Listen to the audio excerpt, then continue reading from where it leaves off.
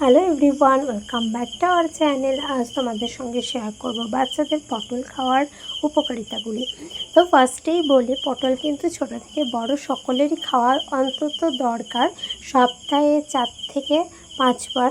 তো আমি আজকে বলবো বাচ্চাদের বিশেষ করে কি কি উপকার হয়। তো চলো, নতুন নতুন মায়েরা অনেকেই জানে না বাচ্চাদেরকে কবে থেকে পটল খাওয়াতে স্টার্ট করে বা পটল খাওয়ালে কী কী গুণাগুণ আছে। তো ফার্স্টেই বলি, পটলে রয়েছে অনেক উপকার। তো বাচ্চাদেরকে পটল খাওয়ালে বাচ্চাদের যদি হজম শক্তি কম থাকে তাদের কিন্তু হজম শক্তি বাড়াতে সাহায্য করে। দ্বিতীয়ত, বাচ্চাদের কৃমি ধ্বংস করে। বাচ্চাদের যদি কৃমির মতো সমস্যা হয়ে থাকে বা যদি নাও থাকে তো বাচ্চাদেরকেও পটল খাওয়াবে। তারপর বাচ্চাদের যদি মুখের অরুচি কমে যায়, বাচ্চারা যদি কিছু খেতে না চায়, বাচ্চাদেরকে সেই অরুচি কমিয়ে বাচ্চাদেরকে কিন্তু খিদে বাড়ায় এবং হজম শক্তিও বাড়ায়।